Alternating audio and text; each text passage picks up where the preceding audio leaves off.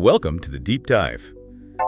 Today we're going to try to go deep into the world of facial recognition tech. Ooh, okay. It's a field that's a lot more than just tagging friends on Facebook. Right. Our guide for this is going to be Kashmir Hill's book, Your Face Belongs to Us. Sounds fascinating. So are you ready to uncover how computers actually learn to recognize your face and then what that means for your privacy today?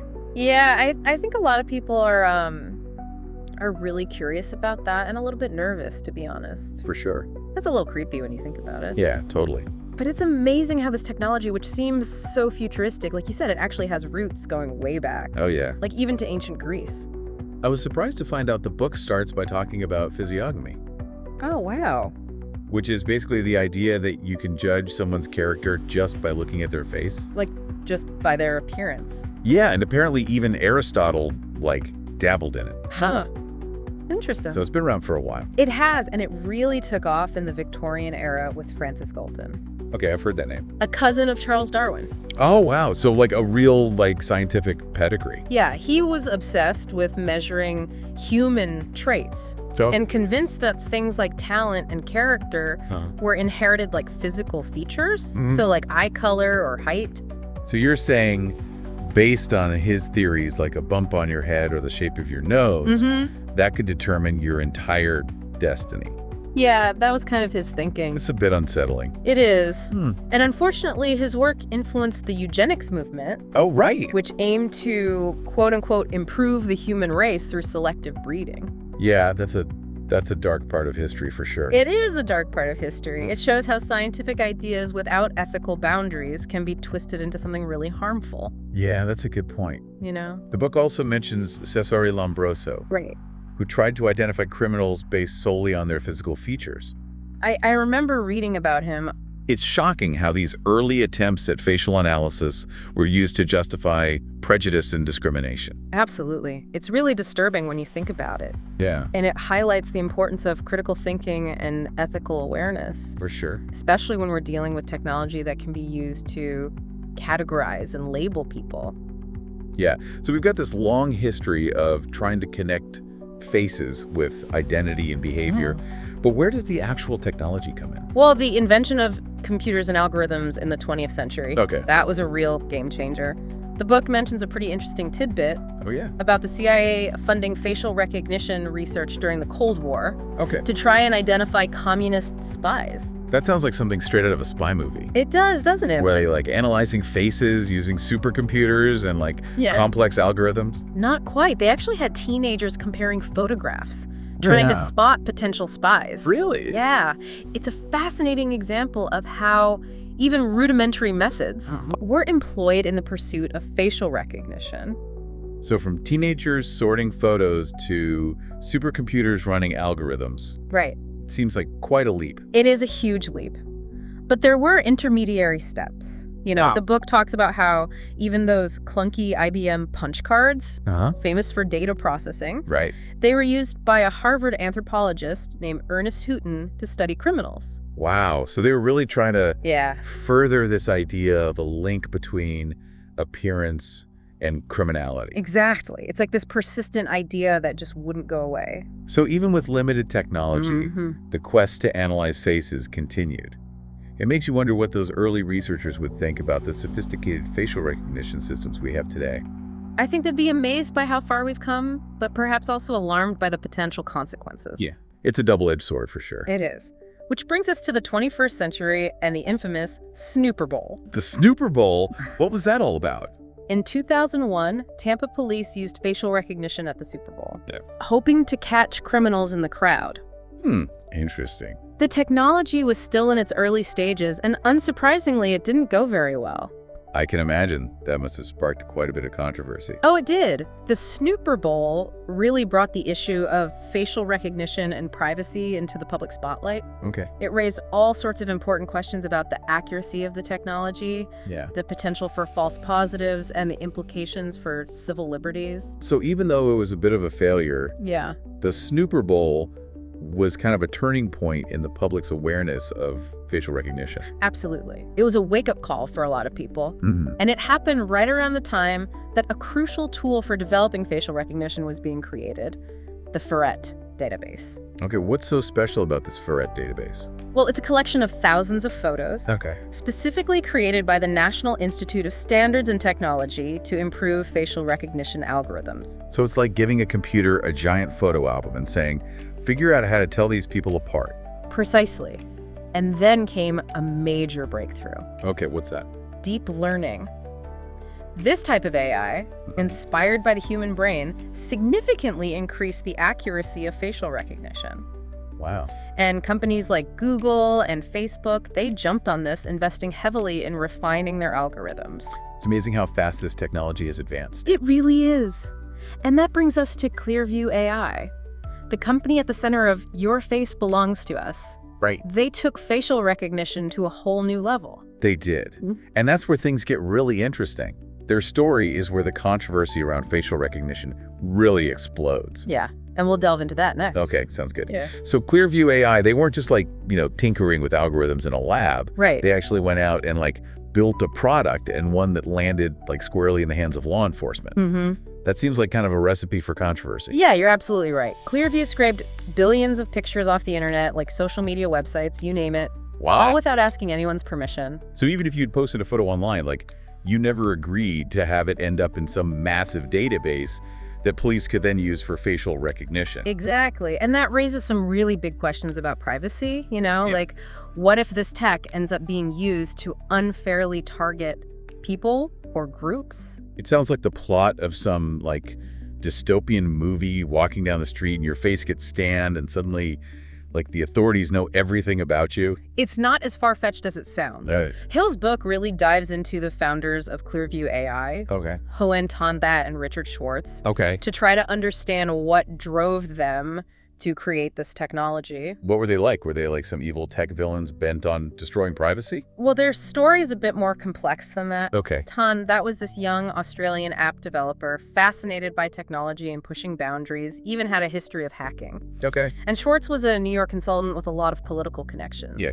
He saw the potential for facial recognition to be a powerful tool for law enforcement. Is that kind of an unlikely duo? You could say that they came from completely different worlds, but shared this belief that facial recognition could be used to help solve crimes. But the book makes it clear that there were warning signs right from the beginning. Yeah. The way they gathered data was, to put it mildly, questionable. Definitely, groups like the ACLU immediately sounded the alarm about Clearview's methods. Arguing that scraping photos without consent violated privacy and opened the door to mass surveillance and discrimination. Did Clearview just ignore these concerns? Not entirely. They defended their actions, claiming they were simply using information that was already publicly available. And emphasizing how their technology was valuable to law enforcement. But they faced a number of lawsuits and investigations with the ACLU, really spearheading the fight against them. It sounds like they were trying to walk this tightrope, trying to balance the potential benefits of their technology with very real ethical questions. Yeah, that's a good way to put it. And this tension is something we're going to continue to wrestle with as facial recognition technology continues to advance. So we focused on Clearview AI, this company that really kind of kicked the debate about facial recognition into high gear. Right. But the book doesn't stop there, right? It explores the bigger picture of this technology. Exactly. Clearview is just one part of a much larger story. It's crucial to remember that governments and corporations all around the world are developing and using facial recognition technology. And not always with the same level of transparency or ethical considerations. That's a key point, which is why it's so vital that we have these open and honest discussions about both the potential benefits and the risks of this technology. We need to determine, which applications are acceptable, what safeguards need to be in place to prevent misuse, and how to protect individual rights. So where do we go from here? What does the future hold for facial recognition? It's a bit of a mixed bag. On one hand, you have countries like China and Russia, where facial recognition is being used for increased government surveillance tracking citizens and silencing dissent. That sounds like a real-life Big Brother scenario with our every move being watched and recorded. It's a valid concern and one that privacy advocates are actively working to address.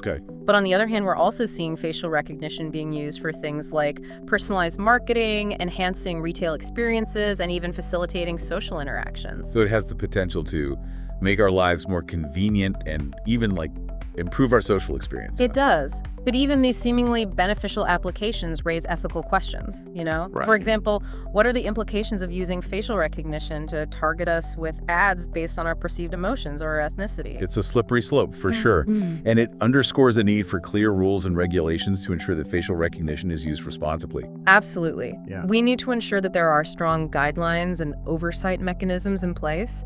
We need to know, how facial recognition can be used, who can access the data, and what individuals can do if their rights are violated.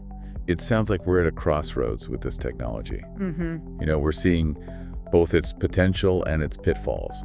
And it's up to us to chart the course forward. You've hit the nail on the head. The decisions we make today about facial recognition will have a huge impact on the world we create tomorrow. Right. A world where technology can either empower us or control us. I think Your Face Belongs to Us really does a good job of shining a light on all the complexities of facial recognition. Yeah. Like the ethical dilemmas and just the challenges we face. I mean, it's a must-read for anyone who wants to really understand this technology and its implications. I completely agree. It's well-researched and really thought-provoking. Yeah. And it just raises some crucial questions about privacy surveillance and, the future of technology. So, okay, in this deep dive, we've explored the history of facial recognition. Right from those early attempts to link faces with character, all the way to the rapid advancements of the 21st century. Right. We talked about the Clearview AI controversy and the wider impact of this technology, on government surveillance, on commercial applications, and even on our social interactions. Yeah, and importantly, we highlighted the ethical considerations surrounding facial recognition. Right. It's not just about the technology itself. It's about how we use it. Exactly. It's about how we use it and what the consequences might be for individuals and society as a whole. Technology is ultimately a tool, right? It can be used for good or for bad, and the responsibility lies with us. 100%. And those choices need to be informed by a deep understanding of the technology, its history, and its potential impact. So the big question is this. In a world where our faces are increasingly becoming just data points, what can we do to protect our privacy and ensure that facial recognition is used for good, not for control? That's the million-dollar question, and there are no easy answers. It feels like a catch-22. Facial recognition has this potential to make our lives safer and more convenient. Right. But it also poses this real threat to our privacy. It's a classic dilemma. Progress versus privacy. And it's something we as a society really need to grapple with. So what can we do? Do we just accept that our faces are now public property and there's nothing we can do about it?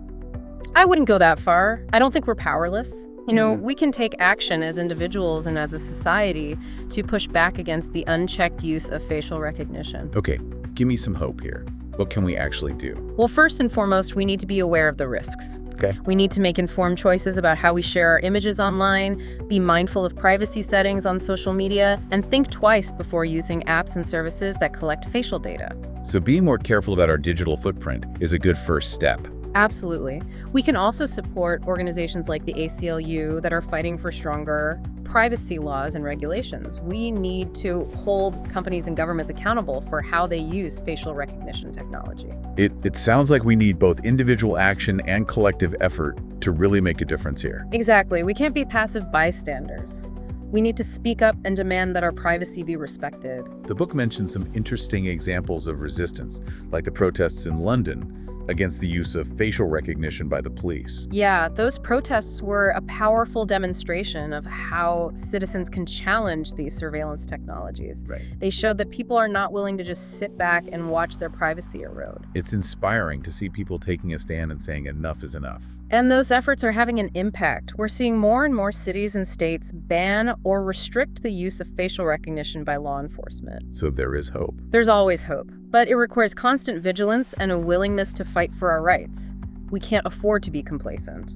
This entire deep dive has been really eye-opening. I had some knowledge about facial recognition, but I never realized how deep its history went or how complex the ethical considerations are. Yeah, it's a topic that's often oversimplified, but as we've seen, it's far more nuanced than many people realize. Kashmir Hill's Your Face Belongs to Us does a brilliant job of unraveling all of this.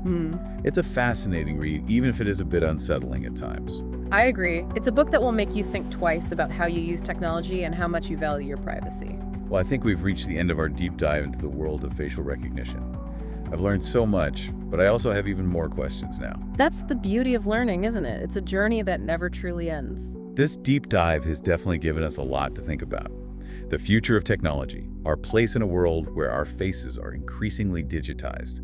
It's a lot to ponder.